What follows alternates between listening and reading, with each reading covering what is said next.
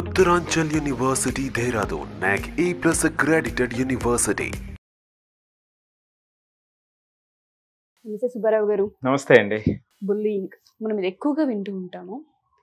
స్కూల్స్లో, కాలేజెస్లో కామన్గా పిల్లల మధ్య వాళ్ళు చేసుకోవడం మనం సర్వసాధారణంగా వినే పద్ధతి. కానీ పేరెంట్స్ ఎప్పుడైతే తల్లిదండ్రులు ఇద్దరు ఇంట్లో ఒకరిపై ఒకరు ఈ బుల్లింగ్ స్టార్ట్ చేస్తూ ఉంటుంటారో, కంపారిజన్ చేసుకుంటూ ఉంటారో, పిల్లలకి ఎటువంటి కల్చర్ డెవలప్ అవుతూ ఉంటుంది, ఎటువంటి మైండ్ సెట్ డెవలప్ అవుతూ ఉంటుంది అంటారు. వాళ్ళ ఆలోచనలు కావచ్చు, ఎదుటి వ్యక్తిని ట్రీట్ చేసే విధానం కావచ్చు, వాటిపైన ఇంపాక్ట్ పడే అవకాశం ఉంటుంది. ఖచ్చితంగా అండి, మీరు చాలా రైట్గా అడ్రస్ చేశారు. బులియింగ్ అంటే పిల్లల మధ్య జరిగేటువంటిది అని అనుకుంటాం. ఇది కాదండి, ఇది బ్రాడర్ కాంటెక్స్ట్. తెలియకుండానే చాలా మనసుల్లో గాయపరిచేటువంటిది బులియింగ్ అండి. అసలు బులియింగ్ అంటే ఏంటి, ఎలా వస్తుంది, ఎందుకు వస్తుంది, అలాంటి ప్రభావం ఎటువంటి పరిస్థితులకి దారితీస్తుంది అనేటువంటివి చాలా. ఎందుకంటే as a head of educational ఇన్స్టిట్యూషన్గా నేను కూడా దీన్ని ఒక ఛాలెంజ్గా తీసుకున్నా.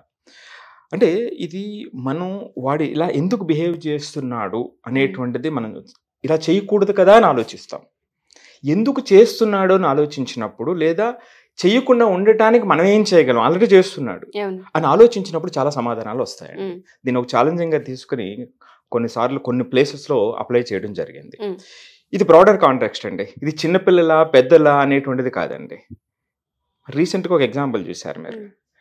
ఒక తల్లి అనుకోకుండా పాపం చిన్నపిల్లోడు చేతి నుంచి జారిపోతే ఆ తరువాత ట్రోలింగ్ వల్ల ఆమె చనిపోయింది. అది కూడా బుల్లింగ్ అండి. అది కూడా బుల్లింగ్. అంటే తన నిర్లక్ష్యం అని కొంతమంది, పిల్లల్ని వదిలేశారని కొంతమంది, అక్కడ ఏం జరిగిందన్నది ఎవరికి తెలియదు. అంటే వీడి ఎమోషన్స్, వీడి యొక్క పిచ్చి పరాకాష్ని అక్కడ చూపిస్తూ ఉంటారు అనమాట అండి. అది కూడా బుల్లింగ్ లో భాగం. ఈ మధ్య పెరిగిపోతారు, మనస్తాపానికి గురవుతారండి. అసలు బుల్లింగ్ అంటే జస్ట్ బెదిరించడమే కాదండి, హేళన చేయడం, క్రూరంగా ప్రవర్తించడం, తిట్టడం, కొట్టడం. సో ఇలాంటి కార్యక్రమాలన్నీ కూడా బులియింగ్ లో భాగం. దూషించడం. ఇప్పుడు మీరు తిట్టారు, కొట్టారు, లేదా దూషించారు, అది గాయాన్ని పడుతుంది కదండి. దూషించినప్పుడు మనసు మీద గాయం పడుతుంది కదండి. ఇది కొట్టడం, తిట్టడం, ఫిజికల్గా హార్మ్ చేశారు కదా, అదొక ప్రభావాన్ని చూపుతుంది కదా. సో ఇవన్నీ కూడా ఇందులో భాగమేనండి. సైకాలజీలో ఏం చెప్తారంటే, ఒక వ్యక్తిని మరొక వ్యక్తి భౌతికంగా, ఎమోషనల్గా బాధ పెట్టేటువంటి ప్రక్రియే బులియింగ్ అండి. మరి అది ఎన్ని రకాలుగా జరుగుతుంది? చాలా సింపుల్గా అందరికీ అర్థమయ్యేలాగా రెండు పద్ధతుల్లో చెప్దామండి. ఒకటి డైరెక్ట్ బులియింగ్, రెండవది indirect bullying. So direct bullying అంటే కొట్టడం. అది పేరెంట్స్ పిల్లల్ని కొట్టడం కానివ్వండి, ఒక పిల్లవాడు ఇంకొక పిల్లవాడిని కొట్టడం కానివ్వండి, పేరెంట్స్ కొట్టుకోవడం కానివ్వండి, ఇవన్నీ కూడా ఈ డైరెక్ట్ బులియింగ్లోనే ఫిజికల్ బులియింగ్లోకి వస్తాయండి. రెండోది వచ్చేటప్పటికి వెర్బల్ అబ్యూజ్ వస్తుందండి. తిడతా ఉంటారు, దూషిస్తూ ఉంటారు. దానికి రీజన్ ఉండొచ్చు, ఉండకపోవచ్చు. బూతులు సార్ వాళ్ళు మాట్లాడేది కూడా ఎలా ఉంటుందంటే, పిల్లలకి వాటిపైన కనీస అవగాహన ఉండదు, వాటికి అర్థాలు కూడా తెలీదు. ఈ పేరెంట్స్ వాళ్ళ ఎమోషన్స్ ఏదైతే కంట్రోల్ చేసుకోకుండా మాట్లాడుతూ ఉంటుంటారో ఈ బుల్లియింగ్ లో, కరెక్ట్, ఒకరిని తప్పు ఇంకొకరిని ఎంచుకునే ప్రాసెస్ ఏదైతే ఉంటుందో, ఆ వచ్చే పదాలు పిల్లల మైండ్ లో బలంగా నాటుకుపోతాయి. ఓహో, ఇలా చేస్తే ఇలా అనాలి అనేది అక్కడ వాళ్ళకి ఏదో నేర్పిస్తున్నట్టుగానే ఉంటూ ఉంటుంది. అక్కడ జరిగే చర్య అదే రీజన్ లో చూద్దాం అసలు ఎందుకు ఇది వస్తుంది అనేటువంటి, ఈ నేచర్ ఎందుకు వస్తుంది అనేటువంటి చూద్దాం. ముందు అసలు బుల్లియింగ్ ఎలాగ ఏర్పడుతుంది, direct bullying, indirect. So direct లో మనం ఆల్రెడీ ఇప్పుడు చెప్పుకున్నాం ఫిజికల్ అబ్యూజ్ అనేటువంటిది, రెండోది వెర్బల్ అబ్యూజ్ అనేది, మూడోది సోషల్ అబ్యూజ్ అండి. చాలా మంది చూడండి, కొంతమందిని అవాయిడ్ చేస్తూ ఉంటారు, సో పుకార్లు పుట్టిస్తూ ఉంటారు, నువ్వు ఇలా చేసావు అలా చేసావు అనేటువంటిది. అది కూడా బుల్లియింగ్ లో భాగం. ఇది direct attack, person to person. రెండోది ఇండైరెక్ట్ అండి. సో ఇండైరెక్ట్ లో చాలా స్పష్టంగా వచ్చేటువంటిది ఏమిటంటే అండి, సోషల్ అబ్యూజే అండి. ఇప్పుడు తెలియకుండా, అంటే ఇండైరెక్ట్గా మనం వేరే వాళ్ళని ఇది చేస్తూ ఉంటాం. ఈ మధ్య వాట్సాప్ స్టేటస్లో కూడా చేస్తూ ఉంటారు, ఇండైరెక్ట్గా చేస్తూ ఉంటారు. సో ఇండైరెక్ట్గా హింసించడానికి ప్రయత్నం చేస్తూ ఉంటారు, డైరెక్ట్గా కాకుండా మాటల ద్వారా. చాలా ఇళ్లలో కూడా జరుగుతూ ఉంటుందండి, చాలా క్లోజ్ రిలేషన్స్లో కూడా జరుగుతూ ఉంటుందండి. రైట్ అండి. రెండోది వచ్చేటప్పటికి చాలా దారుణం ఈ రోజుల్లో జరుగుతున్నటువంటి సైబర్ బులియింగ్ అండి. పెద్ద స్థాయిలో నటులైనటువంటి వాళ్ళు కూడా సైబర్ బులింగ్తో చాలా ఇబ్బందులు పడుతున్నటువంటి సందర్భం ఇది. కామెంట్స్ కానివ్వండి. సో అది కావాలని చేసేటువంటిది, అంటే ఇండైరెక్ట్గా. అంతేకాకుండా కొంతమంది కొన్ని విషయాల్లో ఏంటంటే వాళ్ళు ఒక హై లెవెల్కి వెళ్తున్నప్పుడు సైబర్ బులింగ్లో కావాలని కామెంట్స్ తీసి వీళ్ళని ట్రోల్ చేసి వీళ్ళని ఇబ్బంది పెట్టేటువంటి కూడా చాలా రకరకాలుగా ఇబ్బంది పెడుతుంది. సో నేను చెప్తున్నది ఏమిటంటే ఉషా గారు, చిన్న పిల్లల మధ్య కాదు, ఇది బ్రాడర్ కాంటెక్స్ట్ లో ప్రతి చోట ఇది బులింగ్ జరుగుతూ ఉంది. సో మరి ఎందుకు వస్తుందండి? దీనికి రూట్ కాజెస్ ఏమిటి? మొట్టమొదటి కారణం అండి పేరెంట్స్ బిహేవియర్ అండి. పిల్లల మీద ఆ నేచర్ రావటానికి పేరెంట్స్ బిహేవియర్. మీరు ఇప్పుడే చెప్పారు.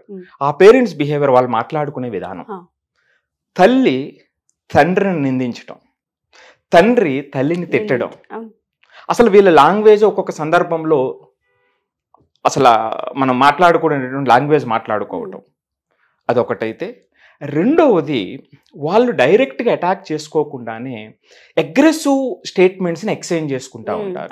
ఎప్పటికప్పుడు వాళ్ళ మధ్య ఒక నెగటివ్ ఎన్వైరన్మెంట్ క్రియేట్ అయిపోతూ ఒకరి మీద ఒకరి కోపంతో నడుస్తూ ఉంటుంది. మరి ఇలా నడిస్తే ఏమవుతుందండి? పిల్లల మీద ఎటువంటి ప్రభావం చూపుతుంది? రెండు రకాల ప్రభావం చూపుతుంది. ఒక గ్రూప్లో ఏమవుతుంది అంటే వాళ్ళు బాగా భయపడిపోతూ ఉంటారు. పేరెంట్స్ ఇద్దరు, నేను ఎప్పుడు చెప్తా ఉంటాను, పేరెంట్స్ అనేటువంటిది లోకంలో పిల్లలకి భద్రత ఇచ్చేటువంటిది పేరెంట్స్ ఒడి, తల్లిదండ్రుల ఒడి అనేటువంటిది, లేదా ఆ ఇల్లు అనేటువంటిది. అక్కడది ఈ సందర్భంగా ఇలాంటి వాతావరణంతో, నెగిటివ్ వాతావరణంతో ఉండేటప్పుడు భయం మొదలవుతుంది ఒక గ్రూప్ ఆఫ్ పిల్లలకి. రెండో గ్రూప్ ఉంటారు, ఇది ఎలా తీసుకుంటామనే దాని మీద ఉంటుందండి. ఎప్పుడు కూడా స్పష్టమైన కారణాలు ఏమి ఉండవు. సో ప్రభావితం చేసే అంశాలనే సైకాలజీ ఎప్పుడు చెప్తా ఉంటుంది.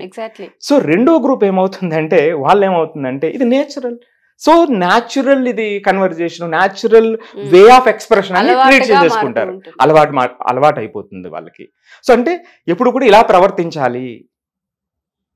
సో నేను ముందు చెప్పాను, ఒక ఛాలెంజింగ్గా తీసుకుని ఎందుకు ఇలా ప్రవర్తిస్తున్నారు పిల్లలు అనేటువంటిది మనం లోతుగా విశ్లేషణ చేసేటప్పుడు కొంతమంది ఐసోలేట్ అయిపోతూ ఉంటారు. ఎందుకు అయిపోతుందన్న దానికి ఇది ఒక కారణం. కొంతమంది గ్రూప్లో పిల్లలు ఏమవుతారంటే అగ్రెసివ్గా బిహేవ్ చేస్తారు. వాళ్ళకి తెలియదు అది అగ్రెసివ్ బిహేవియర్ అని కూడా తెలియదండి కొంతమందికి. కొంతమంది పిల్లలు మాట్లాడేటువంటి విధానంలో కూడా మీరు గమనిస్తే అదేంటి పిల్లవాడు ఈ వయసులో ఎలా మాట్లాడుతున్నాడు అనుకుంటారు. పాపం వాళ్ళు ఇంటెన్షనల్గా మాట్లాడింది కాదండి. సో అది నేచర్ అన్నమాట. అది ఆ నేచర్ ఎట్లాగ వచ్చింది? ఆ ఇంట్లో నుంచి వాళ్ళ నుంచి డెవలప్ వచ్చేసింది. ఇక రెండో రీజన్ చూద్దామండి. రూట్ కాజ్ 1 ఇదే. రెండో రీజన్ రూట్ కాజ్ 2 ఏమిటంటే కొంతమంది పేరెంట్స్ అనుకుంటారు, మా ఇంట్లో మేము చాలా కరెక్ట్గా ఉంటామండి, మీరు మాట్లాడుకునే విధానం కూడా చాలా సౌమ్యంగా ఉంటుంది, కానీ మా పిల్లవాడు అలా బిహేవ్ చేయట్లేదు అంటే ఇప్పుడు మనం ఏదైతే చెప్పామో దాంతో కాంట్రాడిక్ట్ చేసే పేరెంట్స్ ఉంటారు. సో రెండో వాళ్ళకి ఎందుకు వస్తుంది అంటే ఈ పిల్లలు అంటే ఇంటి వాతావరణం సాధారణంగా ఉన్నప్పటికీ కూడా వీళ్ళు కొంతమంది పిల్లలతో కలుస్తారు కదండి. ఆ పిల్లల్లో ఆ అగ్రెసివ్ నేచర్ ఉంటే, అంటే 10 మంది పిల్లలు ఉన్నారనుకోండి, ఆ 10 మందిలో ఒక 2-3 ఈ గ్రూప్లో జాయిన్ అయ్యారు. వీళ్ళు కొంతమంది పిల్లలు దానికి అట్రాక్ట్ అయిపోతారు. అంటే ఆ ఎన్వైరన్మెంట్ ఏదైతే ఉందో ఆ ఎన్వైరన్మెంట్ వాళ్ళలో క్రియేట్ చేస్తుంది. ఈ 10 మందిలో 2-3 అగ్రెసివ్గా బిహేవ్ చేస్తున్నప్పుడు అది బాగుంది కదా అని తర్వాత వాళ్ళు కూడా దాన్ని ఫాలో అయ్యేటువంటి అవకాశం ఉంటుంది. సో ఇది ఈజీ అన్నమాట. అండ్ యాజ్ ఎడ్యుకేషనల్ హెడ్గా, డిపార్ట్మెంట్ హెడ్గా మనం దీన్ని ఈజీగా కట్ చేయొచ్చు. ఈ గ్రూప్ని మనం ఐడెంటిఫై చేయగలిగినట్లయితే. సో పాపం వాళ్ళు ఏంటంటే ఇంటెన్షనల్గా వెళ్ళిన వాళ్ళు కాదు, ఆ ప్రభావితం వల్ల వెళ్ళినటువంటి వాళ్ళండి. ఇక మూడోది చూద్దామండి, టీచర్స్ నేచర్ అండి. టీచర్స్ ఎలాగా అని అనుకోవచ్చు మీరు. కొంతమంది టీచర్స్ ఏమిటంటే తెలుసో తెలియక వాళ్ళు యూజ్ చేసే స్టేట్మెంట్స్, వాళ్ళ బిహేవియర్ క్లాస్ రూమ్లో కూడా బులియింగ్కి కారణం అవుతుంది. చాలా ఎక్కువ ఉంటుంది సార్. ఎందుకంటే ఇంట్లో ఎంతసేపు అయితే ఉంటుంటామో అంతకంటే ఎక్కువసేపు టీచర్స్ దగ్గర ఉంటుంటాం. వాళ్ళు ఏం నేర్పిస్తే అది నేర్చుకోవడం, పిల్లలకి అదొక రెస్పాన్సిబిలిటీ. అండ్ దాంతోపాటు గౌరవం అనేది అక్కడే ఎక్కువగా ఉంటుంది. అక్కడే కల్చర్ డెవలప్ అయ్యేదంతా ఇంట్లో ఎంతైతే ఉంటుంటుందో దానికి రెట్టింపు అక్కడ ఈక్వల్ గా వెళ్తూ ఉంటుంటాయి సార్. తల్లి పాత్ర ఎంత ఉంటుందో టీచర్ పాత్ర కూడా అంతే ఉంటుందని చెప్తూ ఉంటారు. ఎస్ సార్, ఎగ్జాక్ట్లీ అండి. ఇక్కడ వాళ్ళు మోడలింగ్గా ఉండాలండి బిహేవియర్కి. కొంతమంది చాలా అగ్రెసివ్ బిహేవియర్ ఉంటుంది టీచర్స్. పాపం ఏదైనా టెన్షన్ ఏదైనా కానివ్వండి, కానీ అక్కడ అలా ప్రవర్తించకూడదు. ఒకసారి క్లాస్ రూమ్కి వచ్చిన తర్వాత ఏ ఎమోషన్ అయినా సరే మర్చిపోయి ఆ మంచి రిలేషన్తో ప్రవర్తించినప్పుడు పిల్లల్లో ఇది ఎందుకు చెప్తున్నానంటే, నేను చాలా స్పష్టంగా ఎందుకు చెప్తున్నానంటే దీని మీద నేను చాలా లోతైన విశ్లేషణ చేశాను. పిల్లలకి టీచర్కి ఉన్నటువంటి కనెక్ట్ని ఎలా మనం స్ట్రెంథన్ చేయాలనేటువంటిది. అందులో ఒక్క పాయింట్ అండి, మోడలింగ్ బిహేవియర్ అండి. అంటే ఒక పిల్లలు మనం చూస్తే ఒక టీచర్ వచ్చినప్పుడు అల్లరి ఎక్కువ చేస్తారు, ఒక టీచర్ వచ్చినప్పుడు చాలా గౌరవంగా కూర్చుంటారు. పిల్లలు పేరెంట్లు ఫ్యామిలీ మెంబర్స్ లో కూడా కొంతమందితో ఎక్కువ గౌరవంగా ఉంటారు, కొంతమందితో చాలా క్యాజువల్ గా ఉంటుంటారు. రైట్ అండి. సో మరి ఎందుకని అంటే ఇక్కడ ప్రాబ్లం పిల్లల్లో ఉందంటారా, పరిస్థితుల్లో ఉందంటారా? రైట్, ఖచ్చితంగా అండి. సో అందుకని ఇక్కడ ఎందుకు ఈ కనెక్ట్ లో నేను చేసిన లోతైన విశ్లేషణలో ఇది ఒక ఇంపార్టెంట్ పాయింట్ అండి. అందుకే లోతుగా చెప్తున్నా. మీకు ఒక ఎగ్జాంపుల్ చెప్తాను. ఇప్పుడు కాదు కానీ 10 సంవత్సరాల క్రితం టీచర్స్ అమ్మాయిలు ఎవరైనా చదవకపోతే, వాళ్ళు రిపీటెడ్గా చదవకపోయినా, అకాడమిక్స్లో లో ఉన్న, చాలా తరచుగా ఎక్కువ మంది టీచర్స్ ఒకటి ఉపయోగించేటువంటి వాళ్ళు, నీకు అసలు చదువు రావటం లేదు, నీకు చదువు రాదు, ఇల్లు అంట్లు తోముకో. అవునండి, బాగా అంటే ఇది ఒక సామెతగా తయారైపోయింది సార్. చాలా క్యాజువల్ గా మొన్నటి వరకు కూడా మనం విన్నాం ఈ పదం. మీకు ఇది కాని పని మీ వల్ల కాదు, వెళ్ళి ఇంట్లో అంట్లు తోముకోండి. నిజం ఉంది సార్ అది. సో నేను ఎందుకంటే ఇది జరిగినటువంటి అంటే మన చాలా జాగ్రత్తగా చూడాల్సింది. మన చుట్టుపక్కల ఉన్నదే చూద్దాం, ఎక్కడి నుంచో బయటకు తీసుకొచ్చి మనం విశ్లేషించవలసినటువంటి పని లేదు. సో దీనివల్ల ఏంటంటే చాలా మంది అమ్మాయిల్లో నీకు నేను పనికి రానేమో అనుకునేటువంటి వాళ్ళు ఎక్కువ మంది శాతం అండి. ఎంతమంది అండి దాన్ని ఛాలెంజ్ చేసి నిలబడి వెళ్ళేటువంటిది ఆ వయసులో ఉండదు కదండి. సో ఇదే నేను ఇందాక అన్నటువంటిది వెర్బల్ అబ్యూజ్ అండి. సో ఇది కారణాలండి. సో మొదట ఏమిటంటే పేరెంట్స్ మధ్య ఉన్నటువంటి బిహేవియర్. సో రెండవది ఏమిటంటే అలాంటి వాతావరణంలో పిల్లవాడు వెళ్ళిపోతూ వచ్చేటువంటిది. మూడవది టీచర్స్ యొక్క ప్రవర్తన అక్కడ ఉన్నటువంటిది. నేను ఇక్కడ చెప్తున్నా ఆ సిస్టము, ఎడ్యుకేషనల్ సిస్టము, టీచర్ని మనం కరెక్ట్ చేసినప్పుడు ఈ బిహేవియర్స్ తగ్గిపోతాయి అన్నమాట అండి. సో ఇవి 3 కారణాలండి, రూట్ కాజెస్. మరి దీనివల్ల ఏమవుతుంది, ఆ పిల్లలకి ఏమవుతుంది అనేటప్పుడు, వీళ్ళలో ఎవరైతే ఈ బులియింగ్ నేచర్తో ఉన్నారో ఆ పిల్లలు ఒకటి ఏమిటంటే పేరెంట్స్ నుంచి నేర్చుకుని అదే న్యాచురల్ బిహేవియర్ అని అనుకోవచ్చు. రెండవది ఏమిటంటే పాపం వీళ్ళు ఆల్రెడీ వేరే వాళ్ళ చోట బులియింగ్ అయ్యి విక్టిమ్స్ అయ్యి ఉండొచ్చు, దాన్ని వేరే వాళ్ళ మీద అప్లై చేస్తారు. నేను సుపీరియర్ అనేటువంటి దాన్ని ఇది చేయడం కోసం అన్నమాట అండి. సో ఇవి కొన్ని కారణాలండి, ఎందుకు ఇలా ప్రవర్తిస్తారు అనేటువంటి కారణాలండి. సో దీనివల్ల షార్ట్ టర్మ్లో, లాంగ్ టర్మ్లో వచ్చేటువంటి ప్రాబ్లమ్స్ ఏమిటి? లాంగ్ టర్మ్ ప్రాబ్లం ఇప్పుడే మనం ఆల్రెడీ చెప్పుకున్నామండి. పాపం మొన్ననే జరిగినటువంటి ఇన్సిడెంట్, సో సైబర్ బులియింగ్ వల్ల ఆమె చనిపోవడం కూడా జరిగింది. అంటే సూసైడియల్ ఐడియేషన్ కూడా దారితీసేటువంటి అవకాశం ఉంటుంది. డిప్రెషన్కి వెళ్ళిపోతారు. సో ఇనీషియల్ గా డిప్రెషన్కి వెళ్ళిపోతారు, అది స్థాయి దాటి వెళ్ళిపోతే సూసైడల్ టెండెన్సీ కూడా వెళ్ళిపోతారు సెన్సిటివ్గా ఉన్నటువంటి పిల్లలు. సో కొంతమంది ఏమిటంటే అండి, ఇది రిపీటెడ్గా బులియింగ్ జరగటం వల్ల వాళ్ళకి అభద్రత బాగా పెరిగిపోతుందండి, బాగా అభద్రత పెరిగిపోతుంది. సో వాళ్ళు అదే పనిగా పాపం భయపడిపోతూ లోపల భయపడిపోతూ లిమిటెడ్ ఆపర్చునిటీస్, ఓహో నేను ఇంతేనేమో అనేటువంటి ఆత్మవిశ్వాసం సన్నగిల్లిపోతుందండి. ఆత్మస్థైర్యం, ఆత్మవిశ్వాసం రెండూ కూడా సన్నగిల్లిపోతాయి అన్నమాట. దీనికి వెస్టర్న్లో, యుఎస్ఏలో కానీ ఏ కంట్రీస్లో అయినా సరే స్పెషల్ వింగ్స్ ఉన్నాయండి, బులియింగ్ మీద వర్క్ చేసేటువంటి వింగ్స్ ఉన్నాయి. అది ఓన్లీ స్టూడెంట్స్ మధ్య ఎడ్యుకేషనల్ ఇన్స్టిట్యూషన్లోనే కాదు, పేరెంట్స్ వాళ్ళు కూడా మొదలయ్యేది అక్కడి నుంచి. ఎప్పుడైతే ఒక పిల్లవాడు పుడుతూ ఉంటుంటారో అక్కడి నుంచి మొదలు పెడితే వాళ్ళ హెయిర్ దగ్గర నుంచి, వాళ్ళ కలర్ దగ్గర నుంచి, వాళ్ళ తిండి దగ్గర నుంచి, వాళ్ళ బట్టల దగ్గర నుంచి, వాళ్ళ బిహేవియర్ దగ్గర నుంచి కంపారిజన్లో వస్తుంటుంటుంది. పేరెంట్స్ ఒకరినొకరు దూషించుకునే దాంట్లో వస్తుంటుంటుంది. ఆ కల్చర్ ఇంట్లోనే తెలియకుండా డెవలప్ అవుతున్నప్పుడు పిల్లవాడికి ఓహో ఇవే కరెక్ట్ ఏమో అవకాశం ఉంటుంది. అక్కడ నుంచి ఎప్పుడైతే స్కూల్కి వెళ్తూ ఉంటుంటారో అక్కడ కూడా పొరపాటున ఇట్లాంటివి చూసినా, ఫేస్ చేసినా ఇలా బతకాలేమో అని అర్థమవుతుంది, డెవలప్ అయిపోతూ ఉంటుందండి. సో మీరు చెప్పిన పాయింట్స్ ఏదైతే ఉందో, ఫ్యామిలీ కల్చర్ కావచ్చు, లేదంటే ఎడ్యుకేషన్ సిస్టమ్ యొక్క కల్చర్ కావచ్చు, టీచర్స్ బిహేవియర్ కావచ్చు, పేరెంట్స్ బిహేవియర్ కావచ్చు, చాలా ఇంపాక్ట్ పిల్లలపైన చూపిస్తూ ఉంటుంటుంది. దానివల్ల ఒకళ్ళు ఐసోలేట్ అయిపోవచ్చు, డిప్రెషన్కి వెళ్ళవచ్చు, లేదంటే సూసైడల్ టెండెన్సీ వచ్చి చాలామంది జీవితాలను వదిలేసుకునే వాళ్ళు ఉన్నారు సార్. సో బుల్లింగ్ అనేది చిన్న టాపిక్ అయితే కాదు, చాలా పెద్ద టాపిక్.